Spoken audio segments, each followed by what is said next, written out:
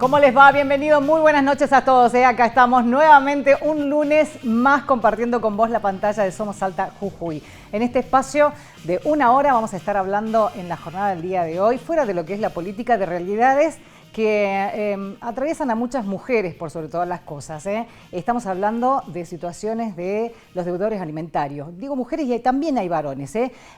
Vamos a ver qué es lo que pasa con esto en profundidad. Vamos a tratar de entender cómo viene la justicia en este sentido, cómo vienen trabajando, además también los juzgados de familia, y cómo se encaran estas situaciones cuando vos tenés a un padre o madre, en algunos casos menores por cierto, que no cumplen con el régimen alimentario. Es un tema para realmente prestarle muchísima atención y trajimos el día de hoy especialistas para hablar sobre este tema. Y además también algo que importa mucho, tiene que ver con la donación de órganos. ¿Qué está pasando en nuestra provincia? En el año pasado hemos tenido gran posibilidades de encontrarnos con personas que han salvado su vida con los trasplantes y esto también tiene mucho de números y de datos relevantes e importantes que lo vamos a ir conociendo en el día de hoy. 3875-790-903, nuestra línea de contacto, está habilitada para que vos te comuniques con nosotros y nosotros recordarte que a través de las redes sociales también, las distintas plataformas, estamos para que vos puedas acompañarnos, pero también para que después puedas, ¿por qué no?, repetir algunas de las entrevistas si es que te ha interesado el tema y lo querés profundizar. Vamos nosotros a la primera pausa porque vamos a entrar de lleno con estos temas que te lo acabo de anunciar.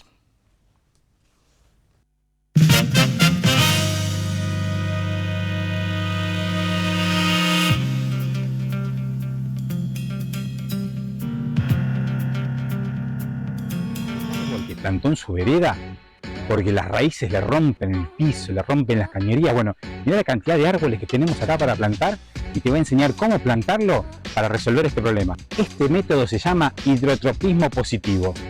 Antes de explicarte te digo, soy Gastón Galíndez, abogado, especialista en medio ambiente y promotor de la vida saludable.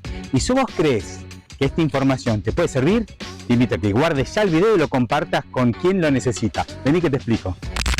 Ahora vamos a hablar del concepto hidrotropismo positivo, que es conducir las raíces hacia la búsqueda del agua. Entonces nosotros cuando colocamos este caño, lo colocamos bien profundo, cosa de que el agua vaya profunda y vamos a poder conducir las raíces hacia abajo. Así como conducimos la copa, conducimos también las raíces. Acordate, árbol de copa grande, raíces grandes, árbol de copa chica, raíces más chicas. Entonces lo que vamos a hacer es un pozo para el árbol, del tamaño del terrón, y paralelamente un pozo para el tubo, pero bastante más profundo porque lo que vamos a dejar es un poquito nada más arriba de la superficie. Entonces plantamos el árbol y al lado en el pozo que hicimos vamos a enterrar este tubo hasta que nos quede más o menos esta parte arriba, que es por donde vamos a echarle el agua. Le colocamos las piedritas abajo y después sí cerramos el pozo y empezamos con el riego. Y de esta manera te garantizás que el agua vaya profundo, que las raíces vayan profundas y que no te levanten la vereda. Ahora también podés recargar saldo desde Saeta App. Solo tenés que hacer clic en el botón de recarga virtual, ingresar el número de tarjeta y seleccionar el monto que quieras. El sistema te llevará inmediatamente a tu cuenta para finalizar la operación. Con esta nueva herramienta podrás realizar recargas de saldo más ágiles y directas e incluso guardar los comprobantes.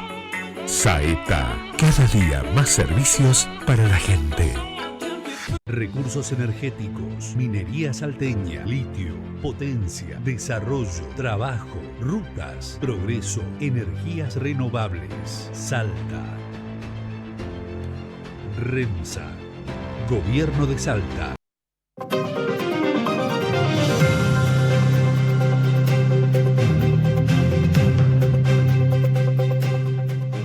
Bueno, te cuento que el CUCAI viene trabajando fuertemente todos los años y sin dejar pasar, obviamente, en ningún momento para poder, de alguna manera, llegar a la gente y dar a entender cuál es la importancia de ser donante de órganos. Te cuento que el CUCAI el año pasado tuvo 4.263 pacientes que estaban en lista de espera y se pudieron concretar, obviamente, las intervenciones en casi en 2.000 personas. Así que la verdad que es un número interesante. Nosotros invitamos al doctor Luis María Canelada, que es director del CUCAI, para que nos acompañe en el día de hoy y podamos un poco conocer en profundidad cómo se viene trabajando a la fecha y si es necesario seguir insistiendo en la donación de órganos y si hay gente que todavía se resiste a este tema. ¿Cómo le va, doctor? Bienvenido. ¿Qué tal? Buenas noches. Bueno, muchísimas gracias por recibirnos. Por favor, ¿es así? ¿Más de 4.000 pacientes han sido el año pasado los que han estado en lista de espera? Sí, el 2024 realmente fue un año fantástico desde el punto de vista de la donación y trasplante.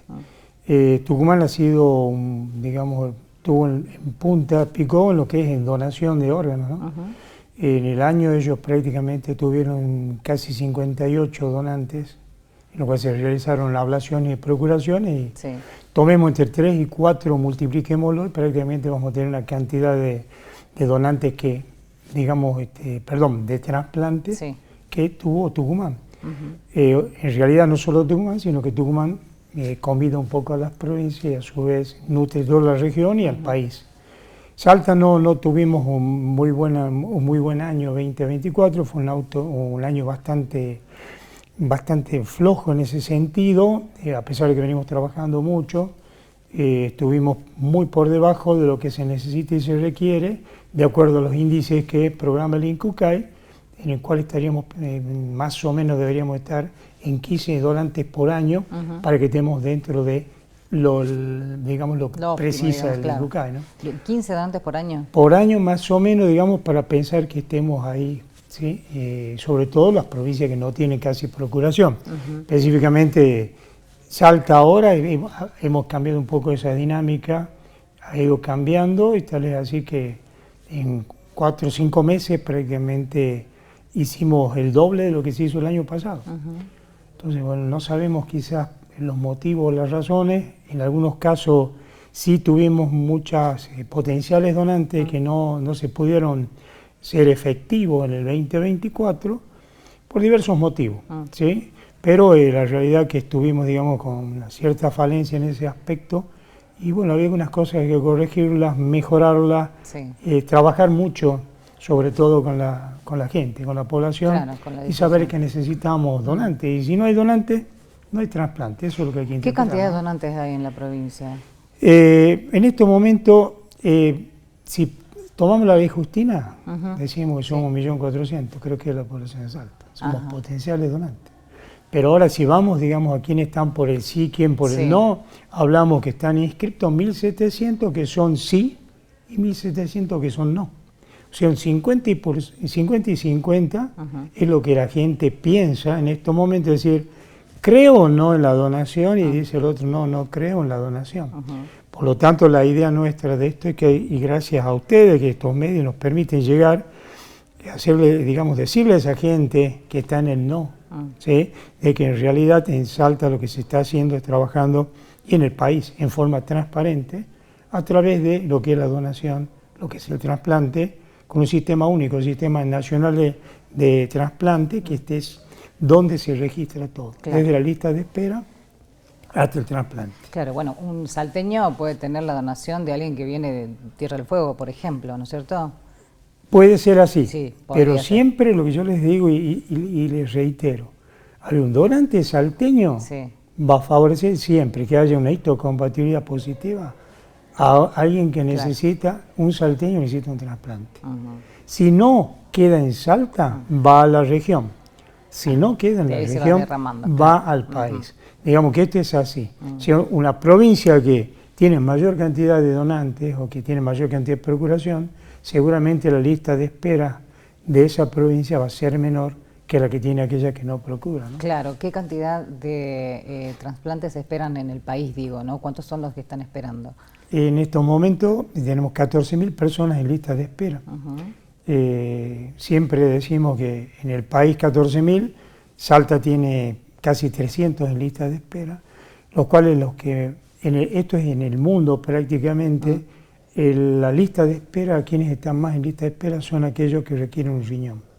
Son los que más necesitan, luego córneas, y después seguiríamos el resto, hepáticos, cardíacos, renopáncreas, son los menos, digamos, son ¿no? los menos. O sea, riñón, y este problema, bueno, estamos hablando de gente que ya está en diálisis seguramente, condiciones muy complicadas. Lamentablemente sí, hay mucha gente que está en diálisis, los que están hoy en lista de espera, y aquellos que no están, ojo, digo 290 que están en lista de espera. Pero tengo 500 que están haciendo todos los estudios para ingresar en lista de espera.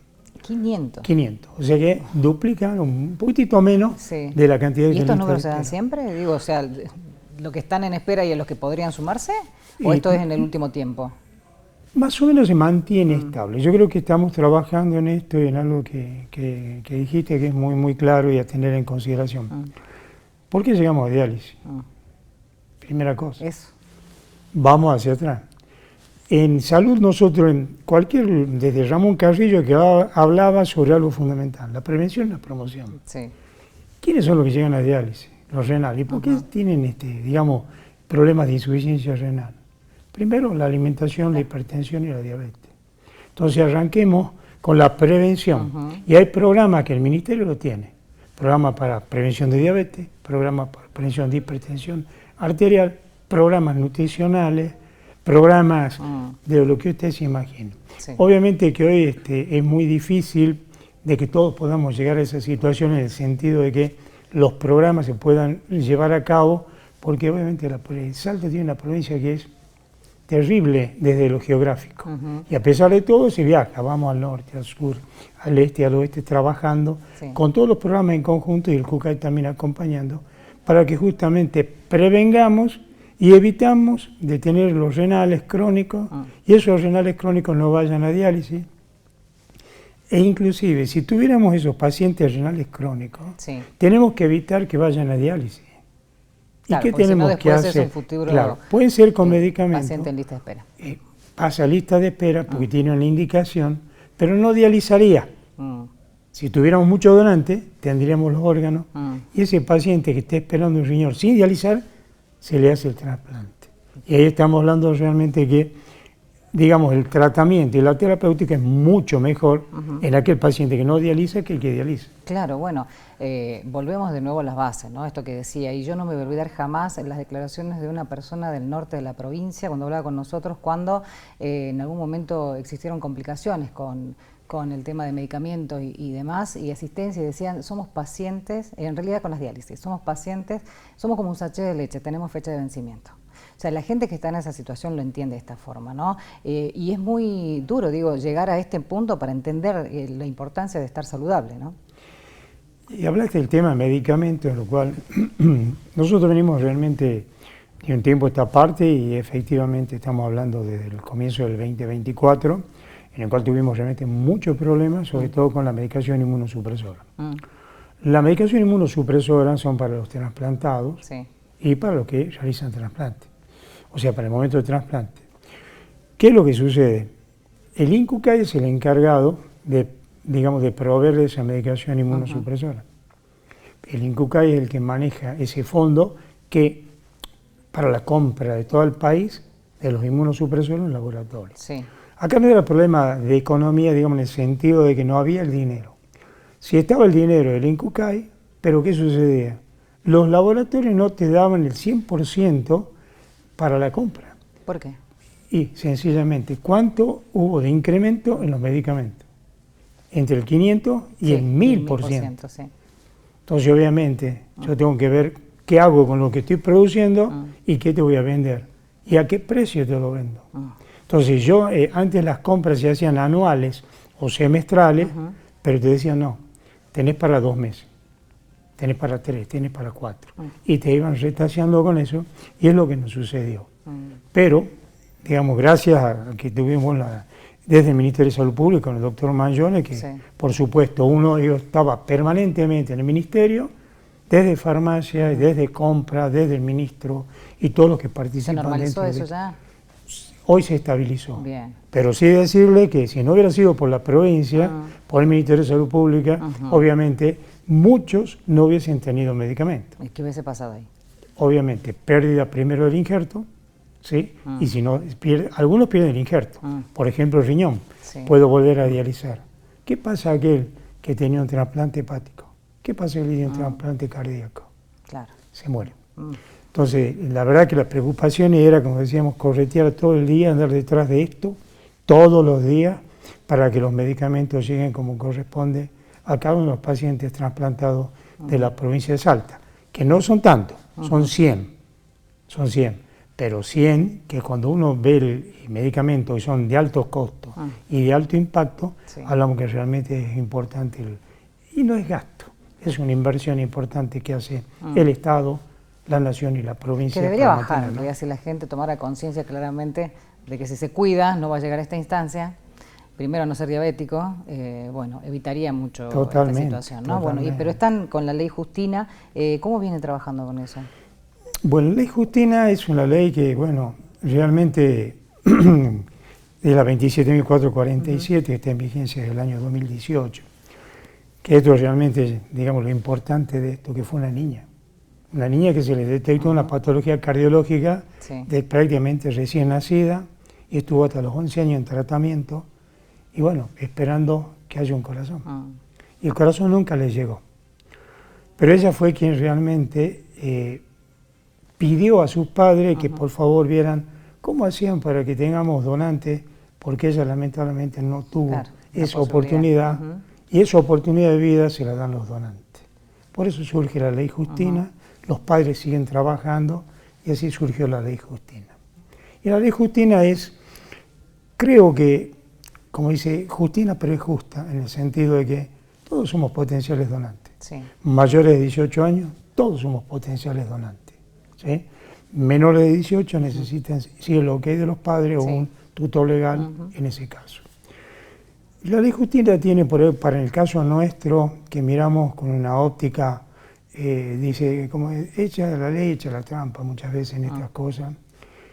Nosotros nos ponemos del lado de la familia, somos muy empáticos, lo digo especialmente siendo yo director, otros trabajarán de otra manera, tendrán mucho éxito, pero lamentablemente también pensamos que hay una familia, porque falleció del donante, es una persona que falleció, o está en muerte cerebral y que después tendrá un paro cardíaco.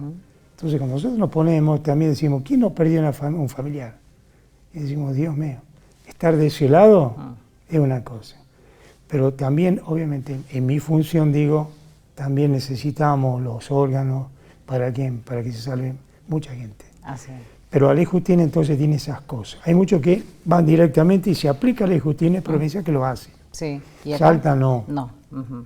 Salta no, porque yo creo que tenemos una idiosincrasia, somos distintos. En el país somos diferentes. En la provincia somos diferentes. En el caso de un menor, por ejemplo, 16, 17 años, ¿se consulta con la familia entonces? Se consulta con la familia y lo que sí sucedió por ahí que hemos tenido algunos casos en los cuales siendo pequeños de 11, 12 años, ya ellos habían hablado del tema de sus papás, habían hablado del tema de donación y él mismo dijo en su momento, yo quiero ser donante. Entonces cuando estaba sano, tiene un accidente. Y los padres dijeron, mi hijo quería ser donante. O sea que es importante hablarlo en casa, digamos. Totalmente. Por eso tratamos de llegar a las familias, hay que llegar desde el primario, hay que ir formando a los chicos para que ya se concienticen y entiendan e interpreten lo que es el acto de donar, que es un acto de amor, obviamente. Y de esa forma, y la familia, mientras esto se instala, se habla. Como lo hacemos particularmente en mi casa, todo el mundo habla de esto. Toda la gente que trabaja conmigo se habla de esto. Los profesionales hablamos de esto. Que antes quizás, mirá lo que te digo, llevo 42 años de profesional. Y este tema no estaba tan inserto en la sociedad. Sin embargo, hoy es algo que se habla.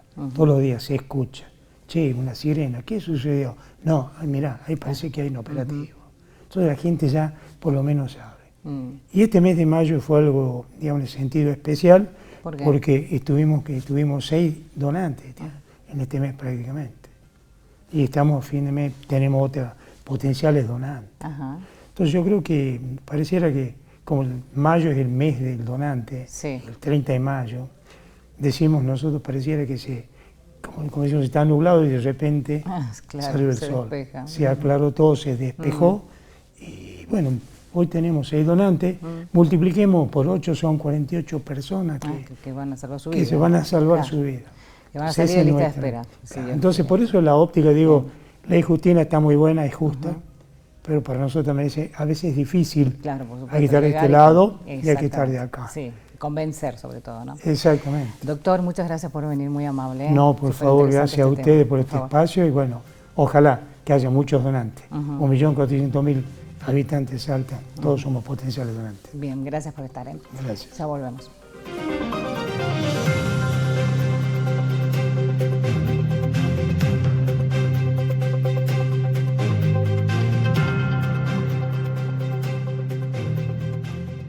nos cuidemos de la gripe.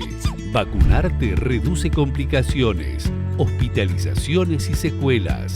Si tenés alguna afección respiratoria, acudí a tus controles médicos. Lávate las manos regularmente con agua y jabón.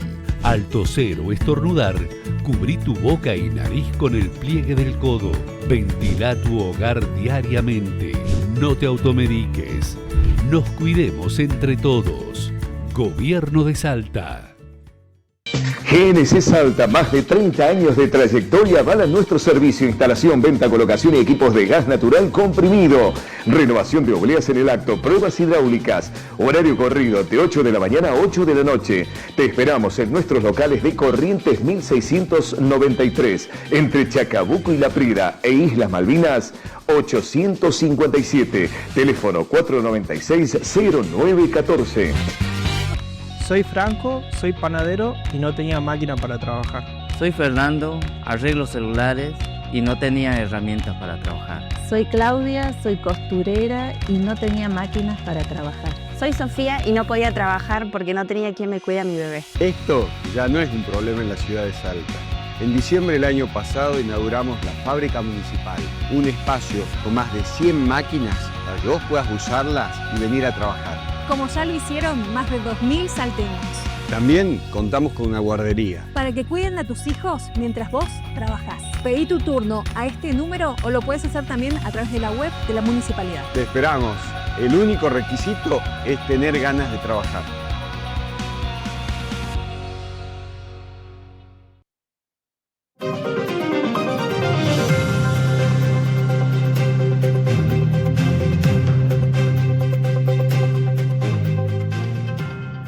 Bueno, te cuento que 1.600.000 mujeres crían solos a sus hijos, ¿eh? Se separan en el camino y quedan solas atendiendo a más de 3 millones de niños, porque en la mayoría de los casos tienen 2, 3, 4 en algunos.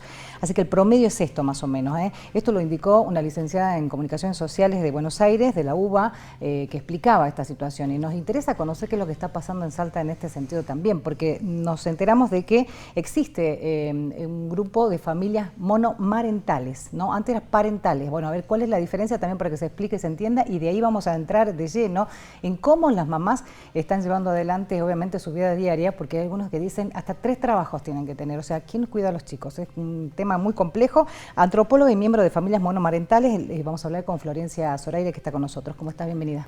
Gracias, buenas noches. Por favor, bueno, expliquemos esto para que se entienda. Digo, Sí. ¿cuándo fue que cambió? Porque siempre se hablaba de monoparentales e incluía obviamente la mamá y el papá, ¿no? Bueno, familias monomarentales está refiriendo a la mamá que tiene la mayor parte de la responsabilidad en el cuidado y la crianza de niños, niñas y adolescentes. Acá nosotros la conocemos como la mamá soltera o la mamá que cría sola, o este personaje de La Luchona que salió por ahí también para hablar de esto. En sí la categoría está más conocida por el INDEC y está medida, de hecho, por el censo como monoparental, refiriéndose a pariente, un padre o madre que está a cargo de los chicos. En este caso, monomarental refiere exclusivamente a las mamás y es una conquista que tuvo la organización social de las mamás que crían solas para que haya un reconocimiento, ¿no? Porque no es lo mismo. Aparte también en términos de cantidades, son mayores las mamás que crían solas que los papás que crían solos. Entonces, para poder hablar con propiedad y específicamente de la situación que viven de violencia de género económica estas mamás y la vulneración de derechos de los hijos y las hijas, acuñamos este término.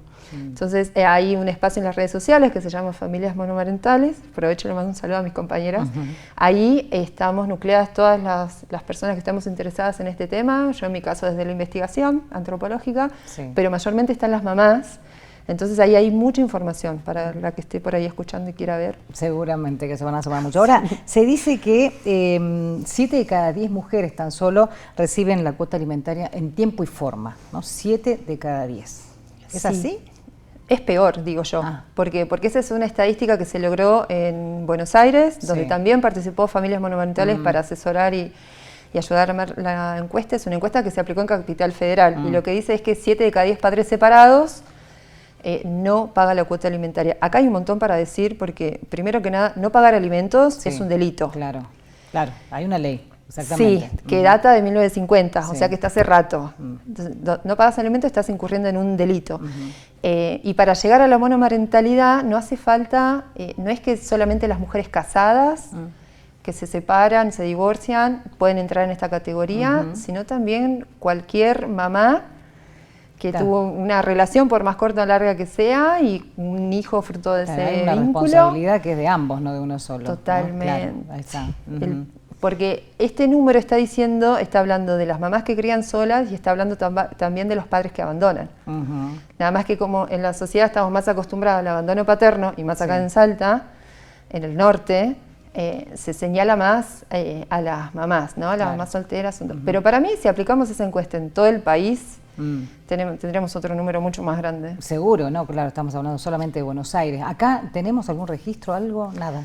Qué bueno que me lo preguntás, porque estuvimos trabajando con la Secretaría de Mujeres, Género y Diversidad y la Universidad Nacional de Salta en el armado, en el diseño de unas encuestas para saber cuántas son las familias monomarentales y también en qué condiciones están siendo criados y cuidados estos niños de estas familias.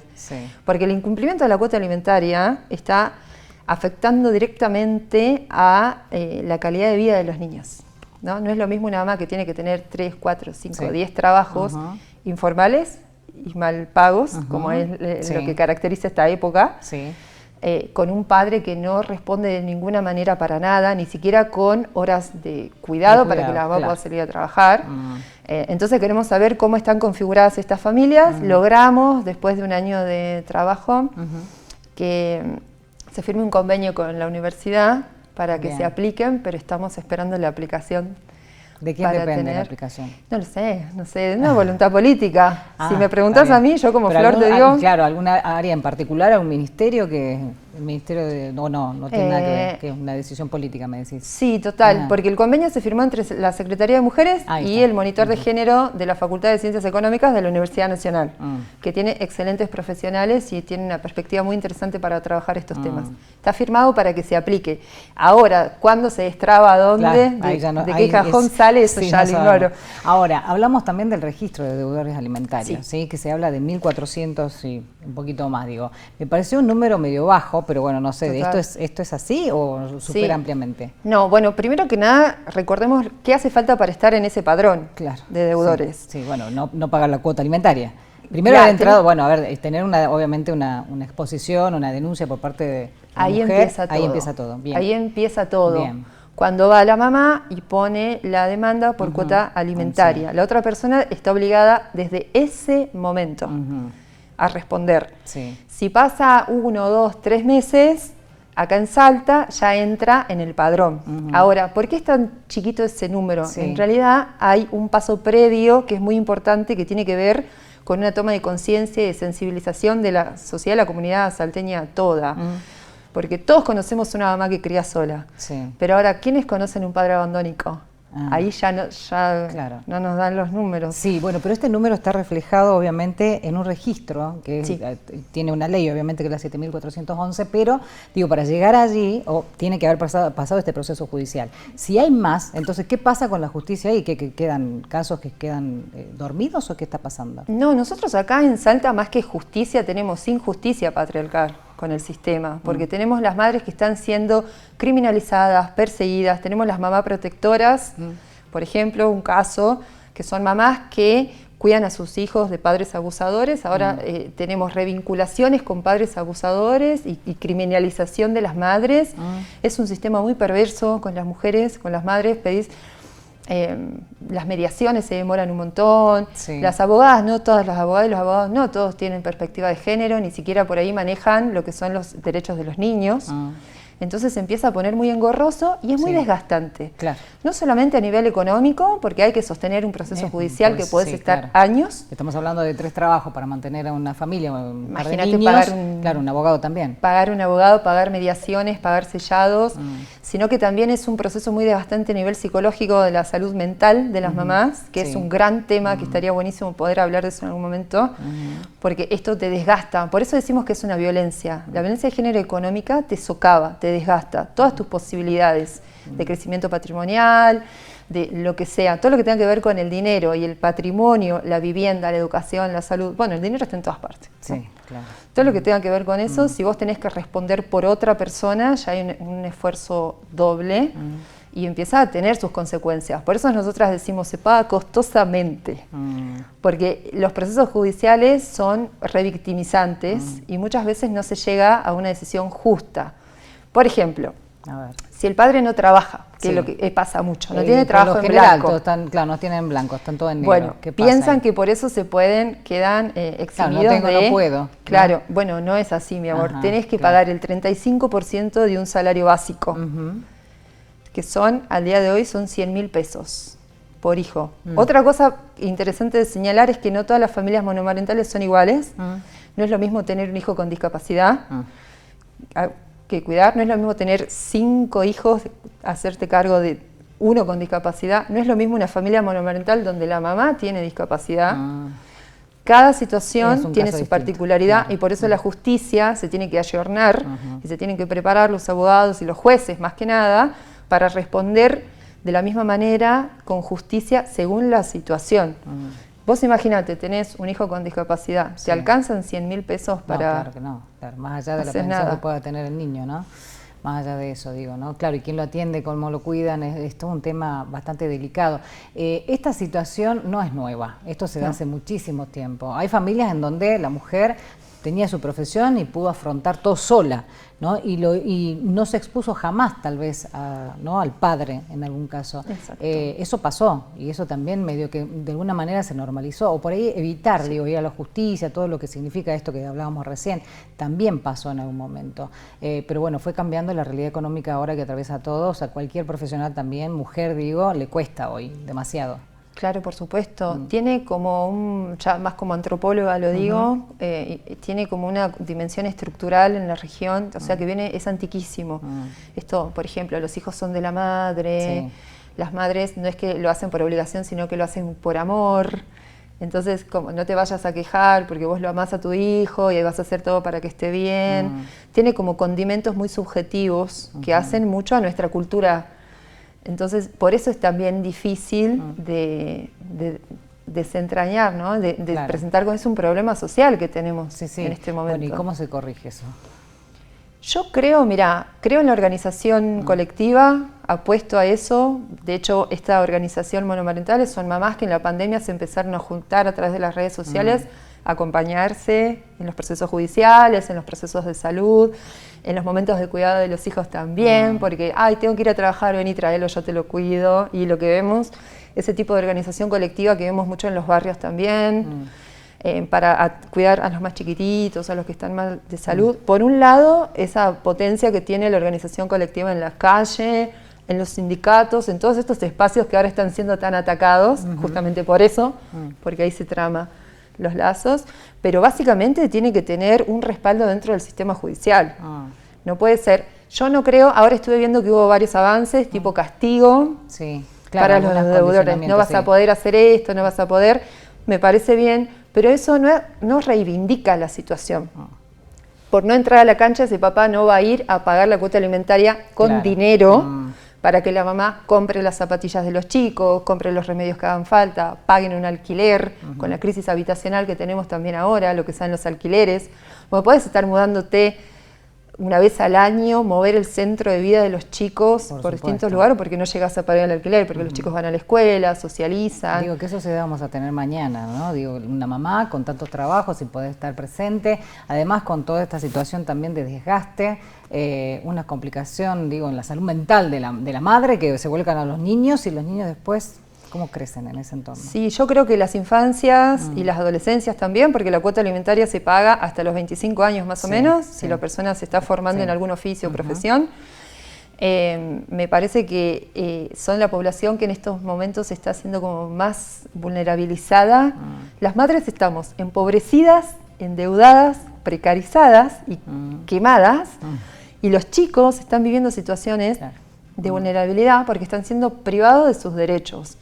¿Sus derechos cuáles son? Tener una vivienda digna, acceder a la educación, acceder a un sistema de salud que necesiten, crecer, desarrollarse como personas, o sea que está bien que tengan actividades fuera de la escuela. Sí. Por ejemplo, a mí me pasa mucho de decir, no, bueno, pero ella quiere la plata para mandar la nena a danza o lo que sea, y está bien.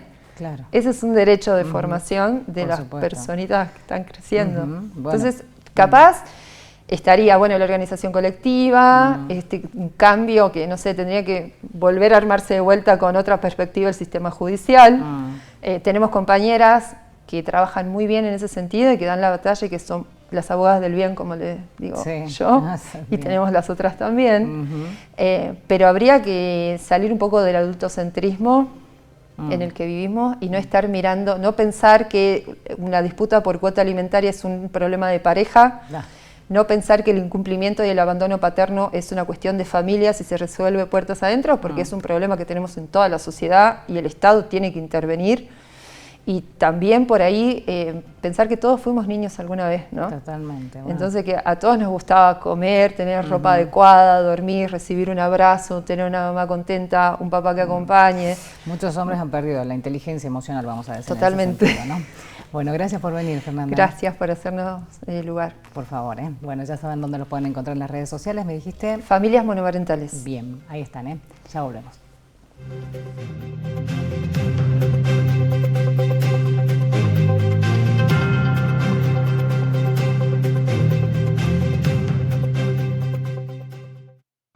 Mi nombre es Juan Carlos, soy soldador y no tenía máquina para trabajar. Soy Andrea, soy cocinera y no tenía máquinas para trabajar.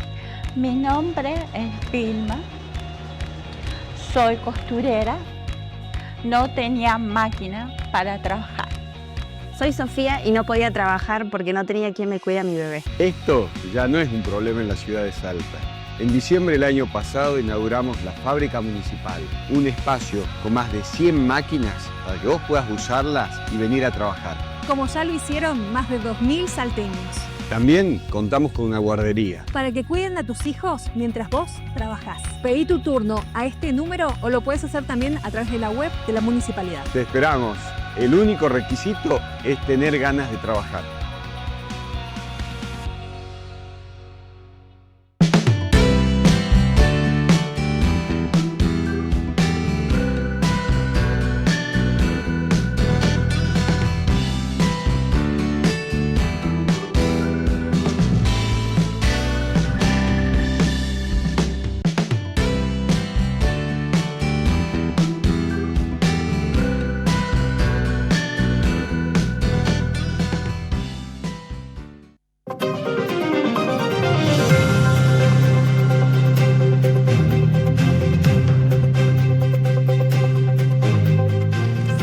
Hablábamos recién del tema cuota alimentaria, ¿no?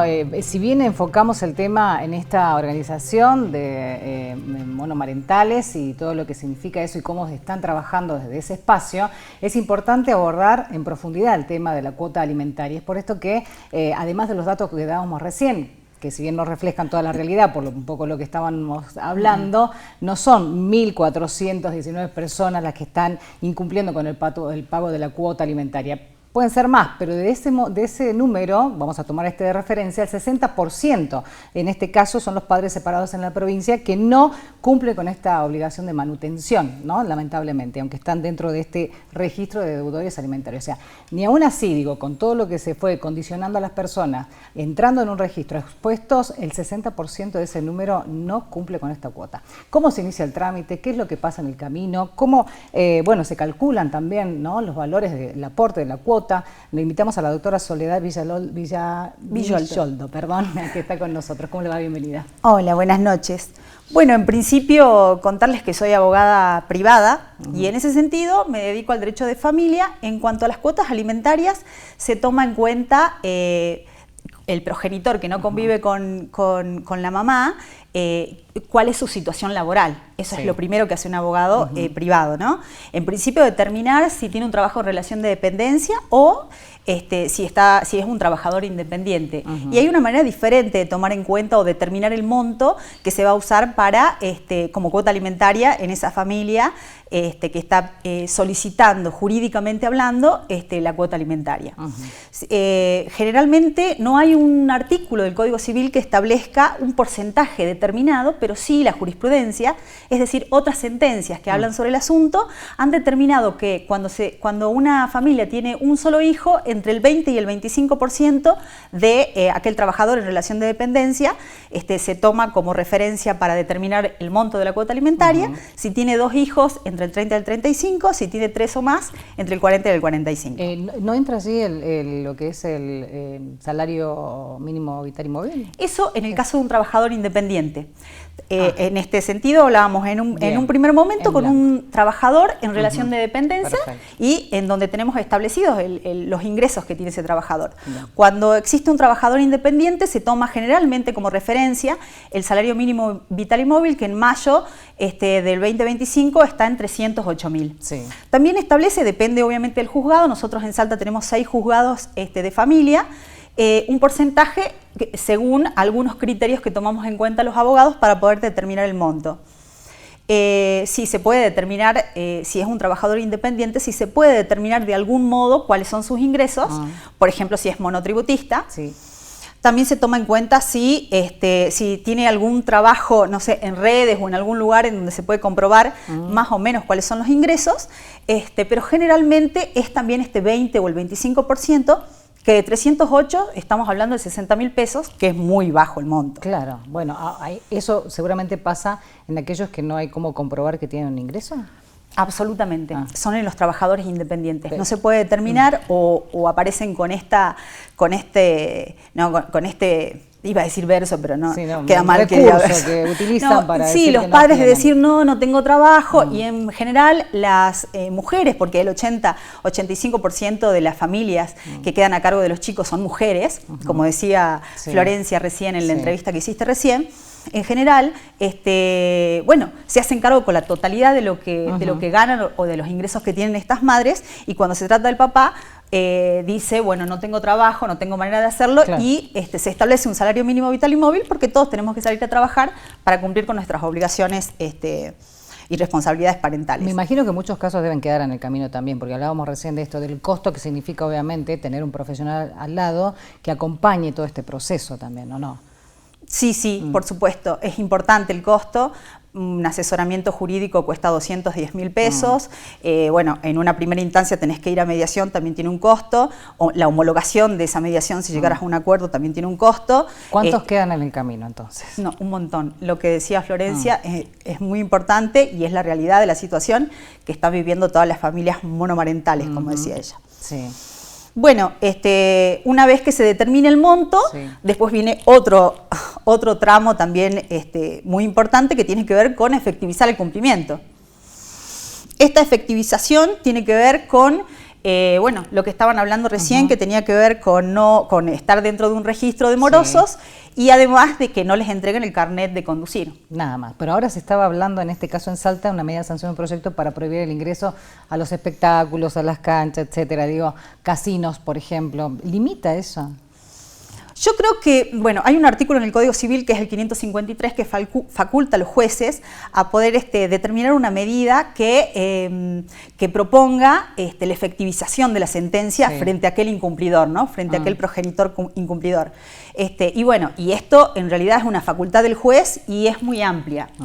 Y así tenemos como un montón de sentencias que a lo largo y a lo ancho del país son muy importantes, como por ejemplo aquella de marzo, en donde se determinó, creo que era en Misiones, en donde una mamá, en donde la esposa nueva del progenitor incumplidor se hacía efectivo con el trabajo en relación de dependencia de ella, otras que, como vos decías, que no pueden entrar a espectáculos públicos, y acá en Salta también tenemos a un concejal que es Gustavo Farquharson, que estableció en el Consejo Deliberante que no puedan tener un trabajo en la municipalidad. Claro, condicionamientos, digo, ¿no? Porque la verdad que es alto el número, 60% decíamos, de este registro en donde hay más de casi 1.500 personas o hombres. ¿La mayoría son hombres o hay mujeres también? No, la mayoría son hombres. Bien, ¿pero existen mujeres en Sí, por supuesto, existen mujeres. También en mi estudio jurídico que es privado tengo mujeres a las que les hemos realizado la cuota alimentaria, del mismo modo, con las mismas reglas. Claro, sí, absolutamente. Claro, acá no es hombre o mujer, el tema de la responsabilidad, hay un menor en el medio. Y Y también tener en cuenta algo que es muy importante, que es un delito penal. Claro. Incumplimiento de los deberes familiares es un delito penal. Ustedes pueden ir a la comisaría y frente a aquel progenitor, con una sentencia en donde se establezca la cuota alimentaria, aparte del registro de deudores, se puede establecer una denuncia, ¿no? Claro. Ahora, ¿qué pasa y si existe, digo, en mayoría de casos, esto lo debe ver usted como que está en la parte privada, que demoran mucho, digo, estas sentencias?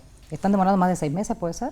Sí, entre 3 y 6 meses es algo normal y natural dentro de lo que es la justicia. La verdad que en Salta yo siento como que en referencia a otras provincias como Tucumán tenemos un tiempo corto. Hay otras provincias que se demoran más, Buenos Aires no me quiero ni imaginar. Y en este sentido, la verdad es que la mediación, que sí la tenemos obligatoria en nuestra provincia, bueno, nos ha permitido ir a otras instancias que son métodos alternativos de resolución pacífica de los conflictos familiares y que se pueden resolver mucho más rápido, acortando tiempo y además la judicialización, que tiene un costo tanto económico no solo para la justicia en sí, es decir, para el Poder Judicial, sino también para las personas, ¿no? Y esto, francamente, ha menguado la cantidad de demandas de cuota alimentaria, y es obligatorio. Y con lo bueno que tiene esto, que es que hay SIC y hay lugares que son gratuitos para la mediación, también los hay privados, pero digamos hay varias alternativas económicas que se pueden usar o pueden usar las madres que tienen este problema, ¿no? Claro, bueno, ahora en Chaco se estaba hablando puntualmente, tiene una orden judicial en realidad, que retiene la cuota alimentaria a través de la boleta de luz, ¿no? Eso también es, obviamente, el que está debiendo y que está como deudor. Es exactamente este artículo 553 del Código Civil faculta al juez a establecer una medida razonable para lograr el cumplimiento y la sentencia efectiva, pero depende del juez y lo asombroso que pueda ser con algo tan importante como la cuota alimentaria, y que básicamente se está ejerciendo violencia económica en contra no solo de la mamá, sino también de los hijos, que no se les efectiviza sus derechos, ¿no? Claro. Entonces vamos a encontrar, existe esto de la luz, en donde se paga la cuota, este hombre no puede pagar la luz y no paga también la cuota alimentaria, esa es la medida. Tenemos Gustavo Farquharson, que estableció en el Consejo Deliberante que no puedan ser empleados públicos en el municipio, que no puedan tener becas, que no puedan participar de talleres, no sé, cualquier beneficio, concesiones, creo también, es bastante amplia, es muy bueno, propone que esta persona tome conciencia de lo que significa, y claramente el machismo, ¿no? de nuestra cultura hace que por ahí no exista la conciencia de que esta responsabilidad parental es de ambos progenitores, tanto de la madre como del padre. Sí, bueno, ahora hay casos en los que llegan a un acuerdo, pero después, más allá del acuerdo, hay una parte que no cumple, ¿no? Sí, exactamente. Es decir, una vez que llegamos, o sea, que la mamá, porque es la que generalmente va a los estrados judiciales, recorre todo este camino, que como vos decís, es bastante largo, y también depende mucho de la otra parte, y de cuánto quiera mostrar lo que gana, dónde vive, en fin, un montón de cuestiones que son necesarias a la hora de hacer un juicio. También ver la parte de el cumplimiento, ¿no? Si tenemos un trabajador en relación de dependencia es más fácil, pero si tenemos un trabajador independiente es mucho más difícil, porque depende de la voluntad de aquel progenitor que tiene la responsabilidad del cumplimiento. Y existen estas medidas, facultan a través del 553 al juez a que establezca medidas razonables para lograr el cumplimiento, pero al fin y al cabo se necesita la voluntad de aquel que tiene la responsabilidad y la conciencia de que son hijos con la misma responsabilidad que la mamá, que generalmente es la que se queda en la casa al cuidado de los chicos. Y no solamente esto, sino también se estableció desde el INDEC una canasta de cuidados, que se llama, para establecer cuáles son los montos que también se toman como referencia, pero no son vinculantes para el juez, cuáles son los montos que según el INDEC gasta un chico, y se va estableciendo, depende de las edades. Por ejemplo, menos de un año es 410.000 pesos, de un año a 3 es 487, bueno, y así hasta llegar a 515, para establecer lo mínimo que gasta un ser humano de la edad, con estas referencias de edades, con estas categorías de edades, para establecer un mínimo, pero que en los estrados judiciales estos montos, la verdad, no que existen. En mi experiencia son muy pocos los casos en donde se llega a esos montos, ¿no? Claro. Los sueldos, o sea, si tenemos en cuenta que el salario mínimo vital y móvil está en 308 y tenemos que la canasta del INDEC es superior, o sea, ya estamos hablando de algo que es incongruente. Complejo, la verdad, el tema, ¿no? Porque hablamos de una separación en una situación, digo, de familia, en donde el niño estaba acostumbrado a una calidad de vida, ¿no? Que después, obviamente, termina totalmente desdibujada en el camino cuando el otro no cumple también. Absolutamente, que hay un artículo en el Código Civil que establece que ante la separación de los progenitores los chicos no pueden cambiar su calidad de vida y que francamente tampoco esto se respeta y que implica que ambos padres, o sea, la mejor manera de llegar a una solución es que ambos padres tomen conciencia y puedan sentarse a charlar. La mediación es un buen ámbito para lograrlo y establecer cuáles son los gastos que tiene o qué tipo de vida queremos para nuestros hijos. Cuando hay voluntad, más allá de que sea menos el monto que se está establecido, se puede llegar a un consenso. ¿La mediación está sirviendo para esto? En el caso particular me imagino que cada abogado debe tener su propia experiencia. Para mí es un ámbito muy importante, la verdad es que yo lo ocupo, voy con muchas ganas de llegar a un acuerdo, con toda la disponibilidad de sentar con un papel a ver cuánto gasta en comida, porque ustedes saben que la cuota alimentaria, si bien hace referencia a los alimentos, implica vestimenta, medicamentos, esparcimiento, colegio. ¿Ahí entran gastos ordinarios y extraordinarios también, todo? Absolutamente todo, y además no es lo mismo aquel chico que hace, no sé, patinaje artístico, que gasta muchísimo más, o aquella persona o niño o adolescente que tiene alguna discapacidad o algún gasto médico que implica una cuota extraordinaria, aún mayor. Es decir, hay cada caso es particular, cada caso tiene sus circunstancias para tomar en cuenta a la hora de establecer una cuota alimentaria, pero lo cierto es que las cuotas son muy bajas para lo que realmente está en la situación del país económicamente hablando. Cuando uno va al súper,